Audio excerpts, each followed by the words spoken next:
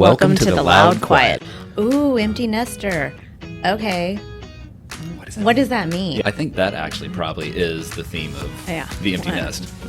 What are we doing? Let's do this. Let's do this thing. I don't know if I'm recording. Yeah. Okay. Great. Sans children. Just us. We need a tissue box up here. Follow along on our journey and maybe, we can learn from others. Yeah. I don't have a clue how to be empty nester. This is the Loud Quiet Living the Empty Nest. All right. Hello. Welcome back. Episode 31 of The Loud Quiet. Happy St. Patrick's Day. We're recording this on St. Patrick's Day, so one of us wore green, one of us did not. But I could do the elementary school joke of, well, I'm wearing green underwear, but I'm not. That was how you always got out of it in elementary school when you were the kid that forgot. Yeah. So, but yeah, it's, we've celebrated St. Patrick's Days in fun ways, and we did the parade together. Yes, I know. Yeah. And I even was in Chicago one year when the river was green.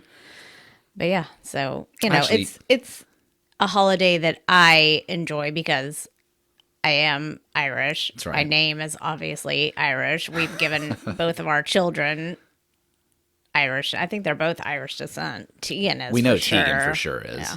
I think Tanner now has just become sort of the descent of all at this point. Yeah. So they're happy St. Patrick's Day. Happy St. Patrick's Day to you as well.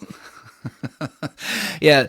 And so while today is a holiday and there's events associated with that, we didn't do anything particularly special for St. Patrick's Day. And that was something that we thought we might have a conversation about is, a lot of living the empty nest life isn't the exciting. It even could be called the mundane, but it's just the stories of life. And even the mundane sometimes has some laughs in it, some tears in it, and just, quote, normal life is a part of being in the empty nest as well. And so we wanted to spend a little time talking about that. And I think we also want to talk, it's also an era that has elements of loss associated with it. And how do you deal with loss differently, or is it the same as an empty nest? And so just exploring those two themes today, which seem opposite of each other, and yet it really is just, well, if this is the loud, quiet, living the empty nest, it's living the empty nest. Mm-hmm. Yeah, it's just life. Right. And, coming off of spring break and enjoying, going out every night, having activities, just fun times, spending time with each other, spending time with Tegan. And then this week, I always like coming off of vacation to have kind of just a calm, getting back into things week. We even planned it that way. Like, we came back on Friday, which it gives you a whole weekend to have sort of the calm and then the lead into the next week, right? In theory, it should have been that way. Yeah, it was just, we had we had two scheduled events, and then I had a third event on evening events. And I mean, I was just like, I can't do this. This is too much right after coming off of a trip. And that right there tells you empty nest, right? Yeah. Well, I am a big proponent of when I get home from work and after I get everything done, I need to get done, I go straight into my jogging pants and sweatshirt and wet hair. And, that is my relaxing. I do not greet you at the door in my dress and martini on the tray. So, oh my gosh, no. I don't even know what I would do if I walked in the door and saw you. I'd look around wondering if I was at the right house. No, I am like 0 to 10 in my comfy clothes, which even after we record, the first thing I do is go downstairs and change. I mean, maybe we need to record in comfy clothes. Who needs to get dolled up for this show, right? But yeah, so it was, and even if you live anywhere in Texas, the pollen right now is insane. I mean, yeah, everything is covered in yellow. Your car looks a different color. Everything. You don't want to touch the trash cans because it's just a cloud of yellow everywhere. When And I was blowing the yeah, sidewalk yesterday, you could just, it was a visible, a true yes. manifestation of just cloud to Which is walk why through. you're drinking the Breathe Easy Yeah. tea, because that was This is the only probably way I not can get the. through this episode is through the Breathe Easy tea. Yeah, last time I think I had a drink on this show was bourbon. This is Yeah. about the exact opposite of Well, and bourbon. you were feeling under the weather most of the week since we've been back from New York, Yeah. and it hit me Friday morning, and I was supposed to go out Friday evening, and I was like, I just can't. I mean, my head was killing. I mean, yeah. So it was a lot this week. Everything we did was fun. We went out with our new life group Tuesday night just to dinner, That had was a really great fun. time. You know, learning that we really have a lot more in common and than we realized, and We've talked about on episodes prior how it's difficult to find friends in your later stages of life. I'm encouraged that we found a group of people. I'm not sitting here going, "Oh my gosh, we found our best friends," or yeah, that kind of thing. But we found a group of people that are enjoyable to spend time with, and hopefully they feel the same in reverse. And there's a lot of things that are freakishly in common yeah. as well.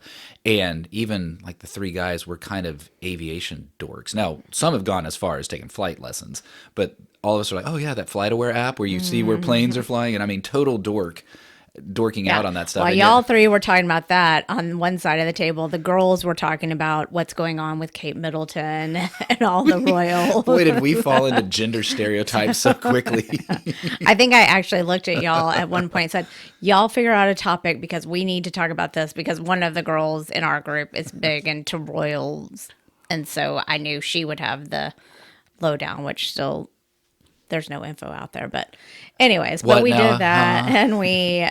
And we also, my parents took us out to dinner for our birthdays, and so that was nice. And we actually got to sit outside, which again Was that a was good probably idea? not the best idea for all of the you and my dad with the pollen and all that kind of stuff. But It was fun. was This is at nice. the Star. And yeah.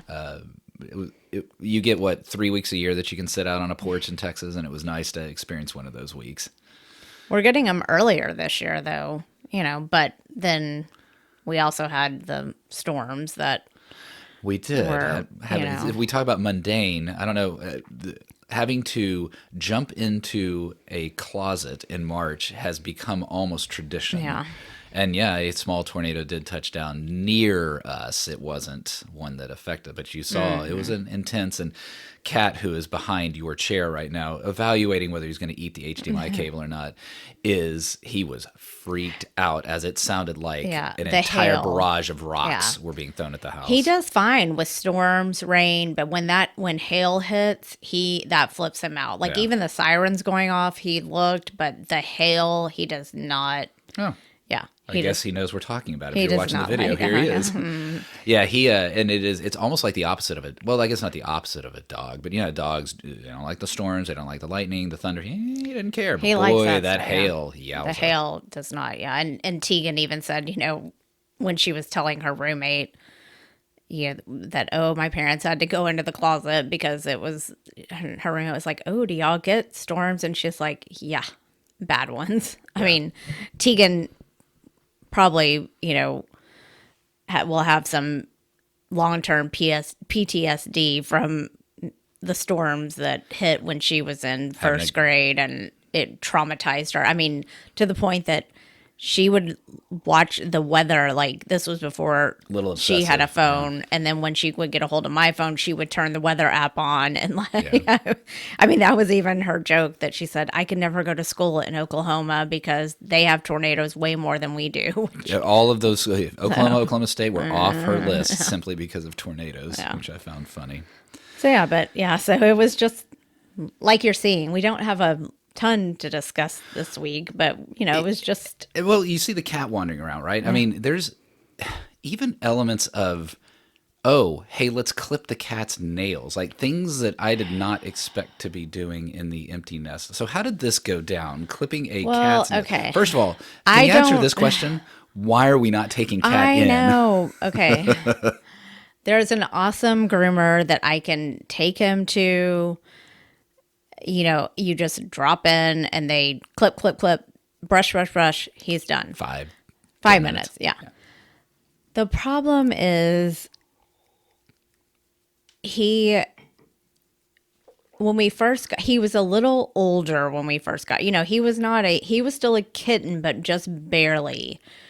We should have started training, getting him into his little carrier then, because it is like an act of war. yes. It is war. I mean, trying to, because the minute he knows that something's up, he's gone and he's hiding up in Tegan's bed up underneath, and you cannot get him out.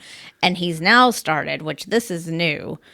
When I lift up the dust ruffle to see him, he hisses at me, and so I'm like, okay. So I was like, you know what?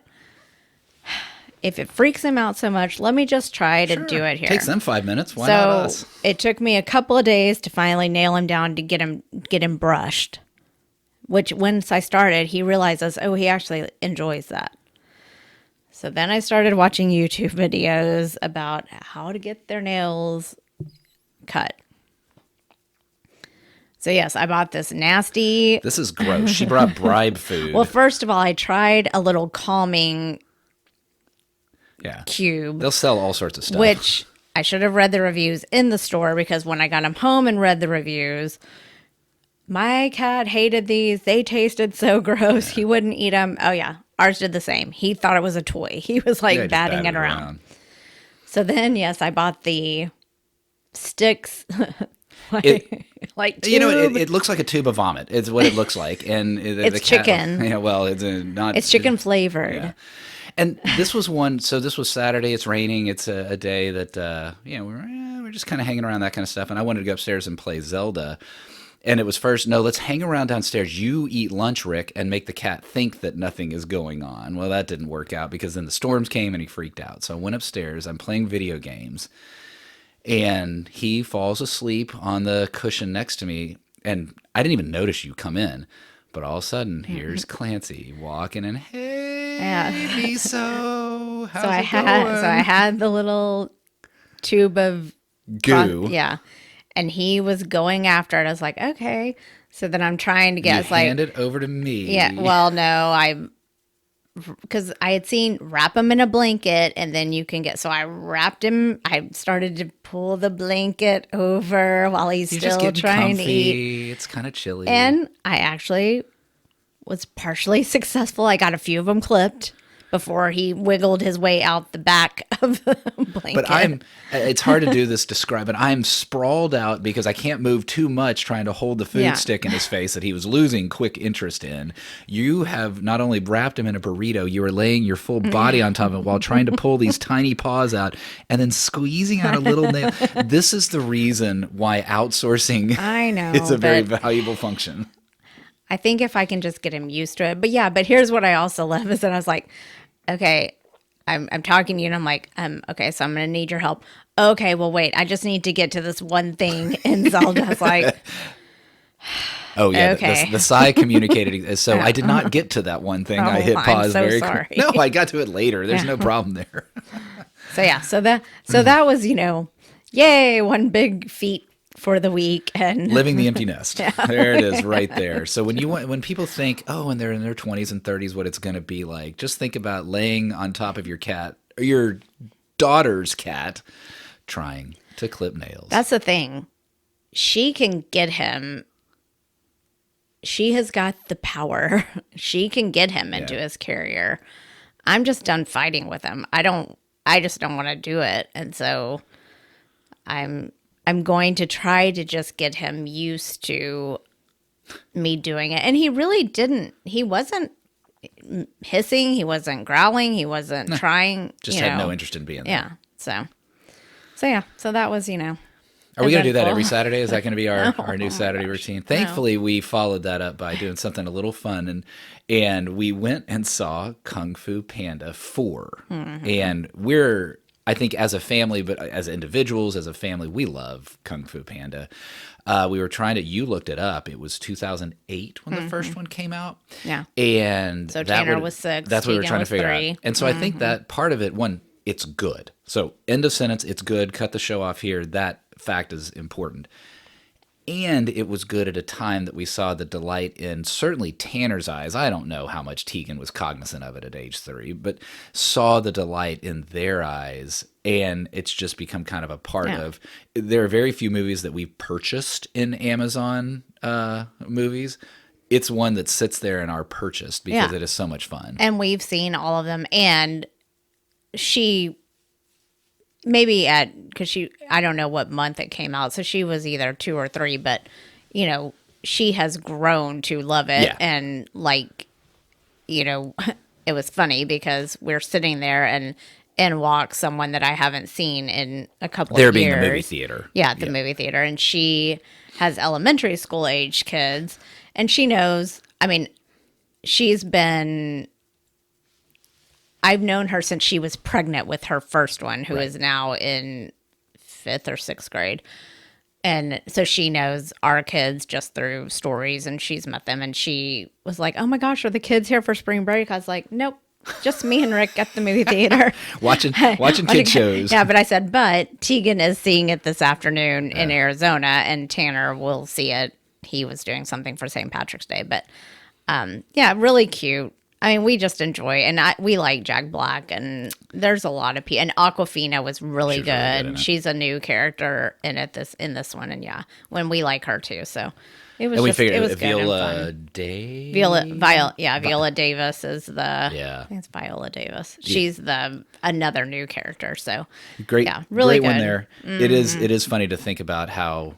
So empty nesters, we can do anything. We can see the more mature films, the art films. We can go to the angelic, and no, we're going to go see Kung Fu Fan, and we're going to see it before our kids. Technically, then that was a time zone play. Well, actually, we like to go to movies in the middle of the afternoon as opposed to a 7:00 show. When Tanner would book a movie, he's like, "Oh yeah, my friends, we're going to go see X whatever movie at 10:30 p.m." What? Yeah. Well, yeah, I think that's what he and Tegan, when they saw Teenage Mutant Ninja Turtles this summer, it was at the 10:00 or whatever. But which we could jump now and do the text because it's actually goes along with this was from Tanner, and he texted us this week and said, Dune 2, 5 out of 5. Wow. And then he said, I can only assume it's how y'all felt watching Empire Strikes Back for the first time. So I went back and looked. Yeah. I was 8. So, no, it probably wasn't exactly like watching Empire Strikes Back. I do remember enjoying it as a kid. I actually remember the first Star Wars. But yes, I remember Empire Strikes Back. But maybe E.T. A lot more revolved around E.T. Like I remember, the Reese's. Waiting in line and the Reese's, and there was like an E.T. character. You know, back then Penny's was doing some sponsorship, and so we got to go, and so maybe that's the first one that I can really remember.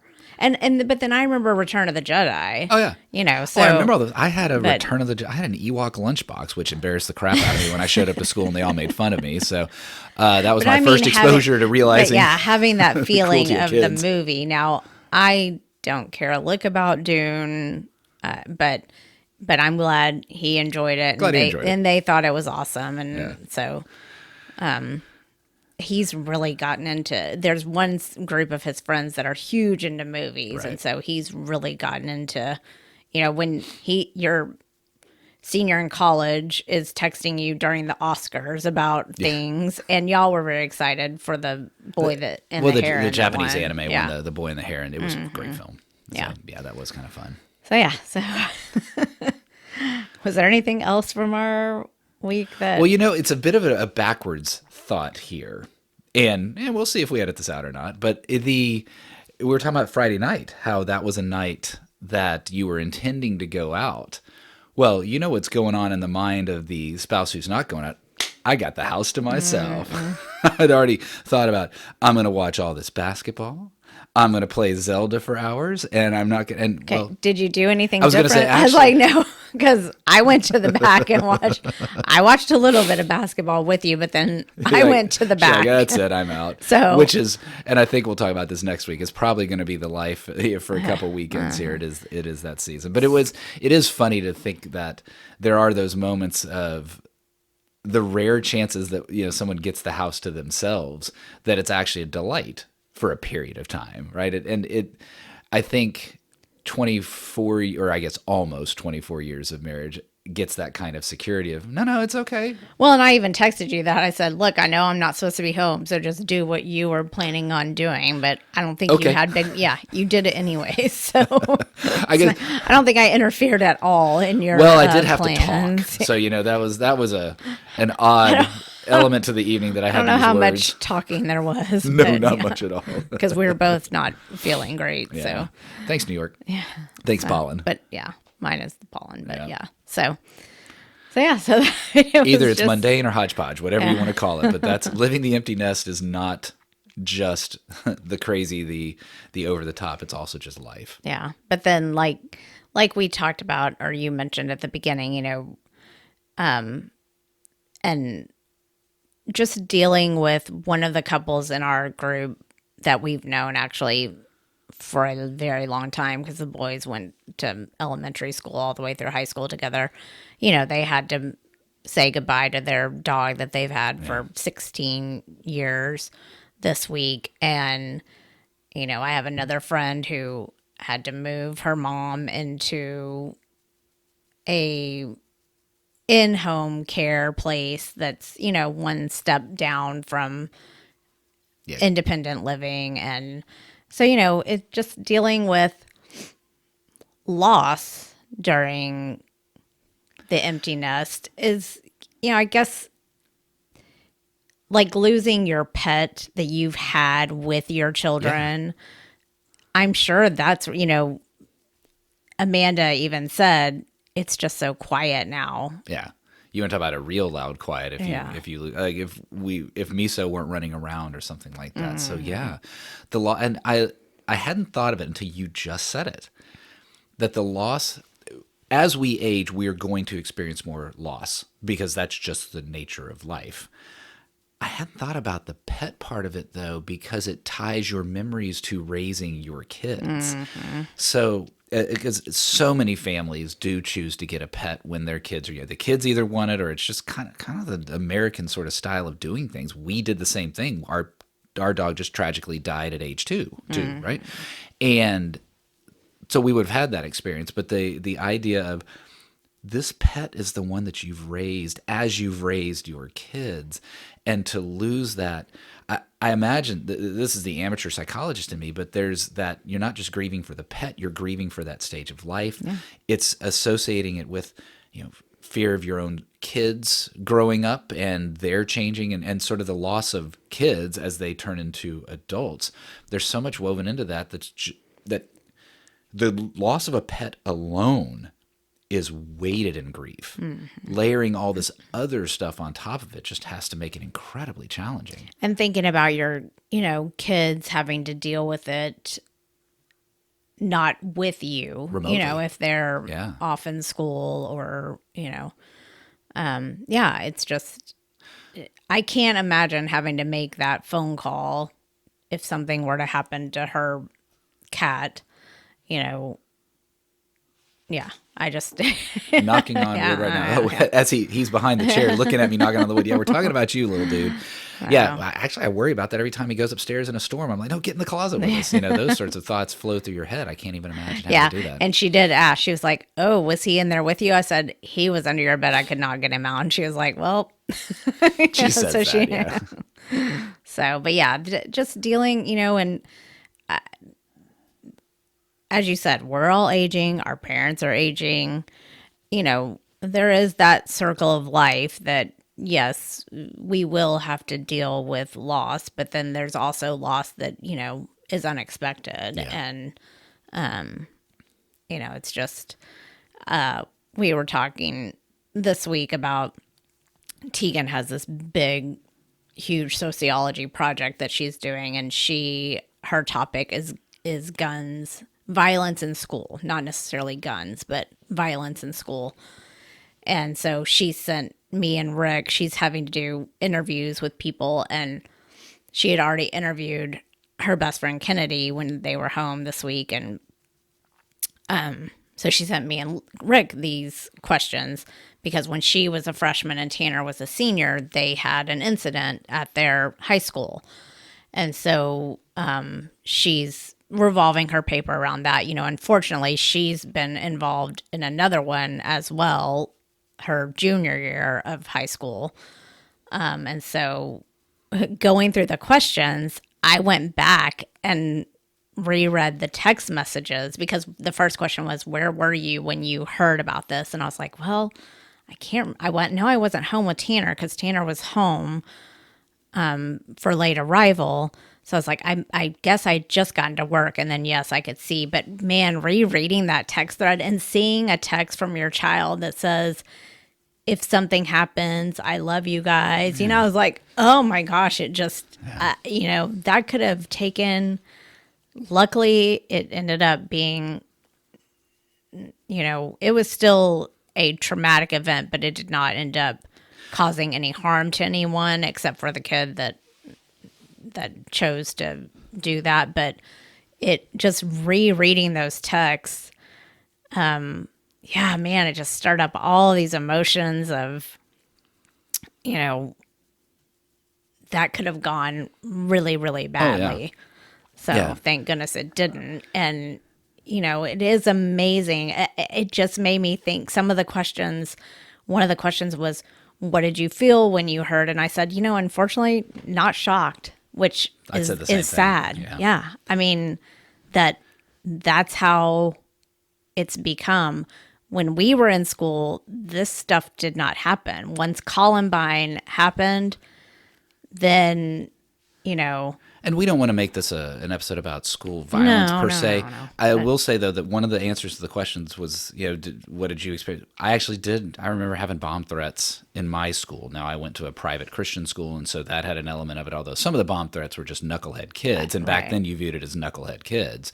Some of those may have been somewhat politically motivated even back then. And so we did, and that was elementary school. I went to regular public school in high school. The numbness that you describe is what I remember, although it's because I think the one that I'm thinking of was the third occurrence, because Tanner had one where he was at another school at a theater or something that he was at another school. Yeah. That one I was much more afraid of because it was the first. And he came out fine out of that, and then the second and the third. So you start to develop a numbness about it.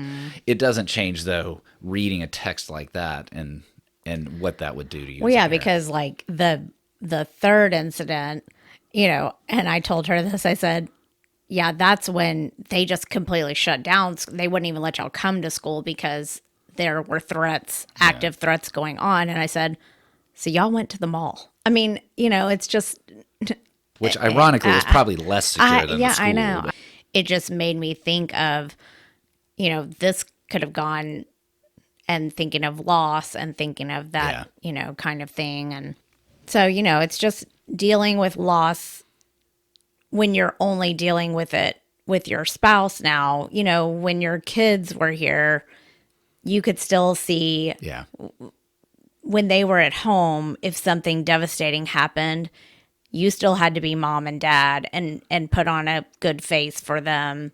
When you're dealing with loss, when it's just you and your spouse who you've had a relationship with for, 20 plus years, 30 plus years, you can be in your feelings. You don't have to. And I'm not saying you don't show your kids that, but I have no responsibility. If I'm breaking down and I can't fix dinner, okay. Well, you don't need to shield me from something. Like as a parent, you're trying to shield. That's a really astute point you're bringing in there, is that in the empty nest, some of that shielding responsibility is gone. And our kids will always be our kids, but that shielding responsibility is gone, and we can just live in the moment ourselves. And so as we started by talking about pet loss, that just sort of, you can grieve as a couple and grieve as an individual and grieve as a couple. And I liked what and I know I'm mentioning Amanda's name. I'll tell her that she's in this episode, but I like what she said. She said, his fur was all over, and she was like, I wasn't ready to vacuum it up yet. And I'm like, yeah, I can see that. That's, your last tie The real to, last tie to yeah. the whole, although we were talking about not just the loss of your loved pet, but the whole phase of life. So yeah, but yeah, no. So, dealing with loss, and for those of y'all that listened last week or are on my personal Facebook page or our personal Facebook pages, you've seen our friends that, their son is he's still missing. So let's get it out there. So yeah, so here's the Crime Stoppers missing persons post, and we don't know. excuse me. We don't know. There's all, you could pick any hypothesis you want to. All that matters right now is there's a child, even though he's 21, but to the parents, this is a child who's missing, and they just want closure. Yeah. So please, those of you who are listening, those of you who are watching, just make sure and share either this portion or go to Clancy's Facebook page and share what she's sharing about Caleb. Let's get him home. Let's get some closure here. Yeah. So there you go. So from the mundane to the lost to the tragic, to it is. I mean, it's a life that we live. It's a life we'll continue to live. There'll be plenty of delights, right? We talked about next week. Actually, right now it's conference tournament season. Next week it's March Madness, which I won't sing the song now, but I might sing it next week. But there's a lot of life to be lived in this empty nest. It is not a. And I am looking forward to this week. I don't think I have anything in the evenings. You're actually going to Austin for a day trip, so. So you don't even have me during the day on Wednesday. You got nothing. So I am looking forward to just. I think the time change, just as much as it's not, we're already a week into it, but man, missing that 1 hour. Well, it's the darkness. You've talked about the darkness. And I don't like getting up in the dark. But no fun there. So. Well, at some point, we've talked about how empty nest is not retirement, but at some point, we'll just say screw it to the clock. We're not there yet, but hopefully that time does come soon. I wish you could see what I see back here. There's all sorts of barrel rolls and gymnastics as he's trying to dig under the chair. So it's probably time to bring this episode to a close before you are sliced. Yeah, do not start scratching these chairs. That's under. Oh, what a nut. We should have a camera just on him. Boy, does he add a lot of flavor to this house. Yeah. He is quiet, but sometimes he's not. So. All right. Well, thanks, guys, for listening again to another episode of The Loud Quiet, Living the Empty Nest.